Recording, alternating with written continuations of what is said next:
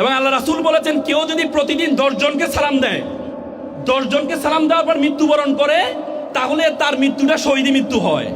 সালামের মতো ইউনিকনেস, এত সুন্দর সম্ভাষণ যে তুমি যখনই সকালে দেখা হলেও সালাম দিবা, দুপুরে দেখা হলেও সালাম দিবা, বিকেলে দেখা হলে সালাম দিবা। আর ওয়েস্টার্নরা বলে সকালে দেখা হলে গুড মর্নিং বলতে হবে, দুপুরে দেখা হলে গুড নুন বলতে হবে, বিকেলে দেখা হলে গুড আফটারনুন বলতে হবে, সন্ধ্যায় দেখা হলে গুড ইভিনিং বলতে হবে, রাতে দেখা হলে গুড নাইট বলতে হবে। তার মানে সালাম সবসময় একই রকমই থাকে।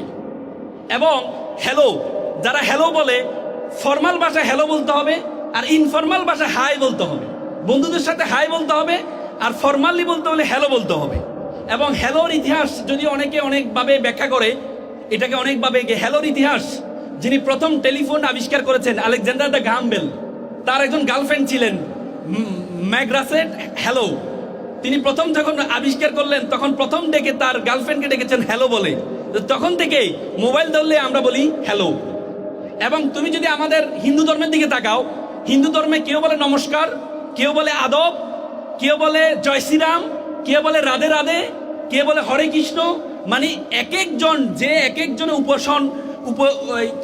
উপাস্যকে মানে তারা এক এক রকম সম্ভাষণ করে। কিন্তু সালাম হচ্ছে একটা ইউনিকনেস। তুমি যখনই যার সাথে দেখা হবা এটাকে সালামে বলতে হবে। সকালে দেখা হলে আসসালামু আলাইকুম, দুপুরে দেখা হলে আসসালামু আলাইকুম, যখনই দেখা হয়। এটি কে শিখিয়েছেন? আমাদের প্রথম মানব হযরত আদম আলাইহিস সালামকে আল্লাহ তাআলা বলেছে যে তুমি ফেরেশতাদেরকে সালাম দিয়ে আসো। তখন ফাকালা আসসালামু আলাইকুম, তিনি বলেছেন আসসালামু আলাইকুম।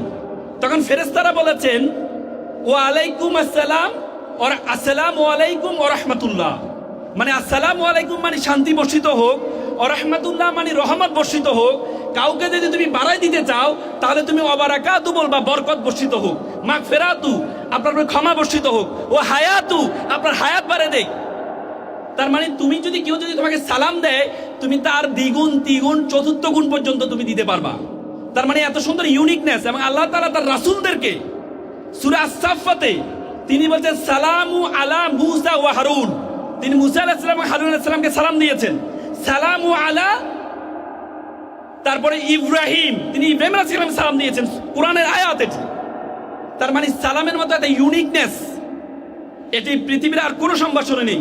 এই জন্য যখনই তোমাদেরকে সালাম দিবে মানে শান্তি বর্ষিত হোক, তখন তোমরা চমৎকার করে এই সালামের উত্তর দিবা। পারবা তো ইনশাল্লাহ? এবং একবার আমি একটা চমৎকার হাদিস পড়লাম ওই দিন। আবু বকর রাদিয়াল্লাহু তাআলা আনহুকে সবসময় আলী রাদিয়াল্লাহু তাআলা আনহু সালাম দিতেন। একদিন আলী রাদিয়াল্লাহু তাআলা আনহু আবু বকর রাদিয়াল্লাহু তাআলাকে সালাম দেন নাই। তো না দেওয়ার কারণে আগেই এই আবু বকর সালাম দিয়ে দিলেন। আবু বকর রাদিয়াল্লাহু তাআলা আনহু পরবর্তীতে গিয়ে রাসূলকে নালিশ করলেন যে আলী মনে হয় আমার প্রতি একটু রাগ, সে সবসময় আমাকে দেখলে সালাম দেয়, আজকে আমি তাকে সালাম দিয়ে দিলাম, সে আমাকে সালাম দিল না। তো পরে আলীকে ডাকা হলো। আলী বলল, ইয়া রাসূলুল্লাহ, আমি গতকাল স্বপ্নে দেখেছি যিনি আগে সালাম দিবেন তার জন্য জান্নাতে একটা প্রাসাদ তৈরি করা হয়, সে প্রাসাদে বড় চেয়ারের মধ্যে তাকে বসানো হয়। আমি মনে করি এই প্রাসাদে বসার জন্য একমাত্র যোগ্য হচ্ছে আবু বকর রাদিয়াল্লাহু তাআলা আনহু। এজন্য আমি চাই উনি ওই চেয়ারে বসুক।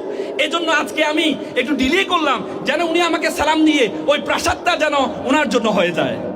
কত চমৎকার না? এবং আল্লাহ রাসূল বলেছেন কেউ যদি প্রতিদিন 10 জনকে সালাম দেয়, 10 জনকে সালাম দেওয়ার পর মৃত্যুবরণ করে, তাহলে তার মৃত্যুটা শহীদি মৃত্যু হয়। সুবহানাল্লাহ বলবো না? এজন্য সালামের উত্তর দিবা তো নাকি? আমি আবার বলছি আসসালামু আলাইকুম।